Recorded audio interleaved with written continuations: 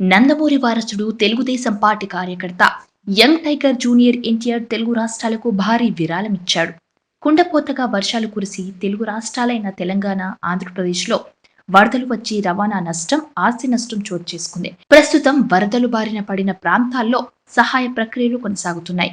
రాజకీయాల్లో స్వతహాగా అందవేసిన చెయ్యి, అందులోనూ రెండు తెలుగు రాష్ట్రాల్లో కావలసిన అభిమానులు, దానికి తోడు ప్రజాసేవకు సిద్ధంగా ఉండే తనం, ఇవన్నీ ఇరుపుగా వరదలు వచ్చి ఊర్లు కొట్టుకుపోతే తన వంతు సాయం చేయకుండా ఉండలేక సహాయ విరాళం ప్రకటించాడు. దేవర సినిమా షూటింగ్ లో బిజీగా ఉన్న ఎన్టీఆర్ 2 రోజుల విడుపుతో కర్ణాటకలోని ఉడిపి మరియు కొల్లూరులోని మూకాంబిక అమ్మవారి దేవాలయాలు తన తల్లి అర్ధాంగి సమేతంగా దర్శించుకున్నారు. ఈ పర్యటనలో కాంతార కథానాయకుడు రిషబ్ శెట్టి దగ్గర ఉండి దర్శన సౌభాగ్యాలు చేసుకున్నారు. ఇదే సమయంలో ఆంధ్రప్రదేశ్, తెలంగాణ రాష్ట్రాల్లో బీభత్సమైన వర్షాలు కురిసి వరదలు పోటుకు వచ్చాయి. జాలి, దయాహృదయం కలిగిన మనిషి తన వంతు సాయం, స్పందన ప్రకటించనున్నారు. ఎన్టీఆర్ తన ట్విట్టర్ ఎక్స్ వేదికగా తన బాధ్యత పంచుకున్నారు.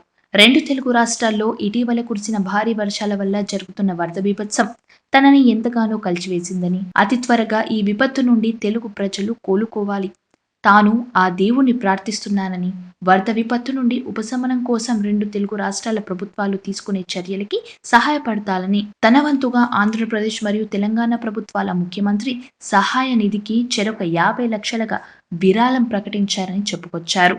సబ్స్క్రైబ్ చేయండి. Please do subscribe to Please like, share and subscribe to top Telugu TV. Top Telugu TV. Top Telugu TV.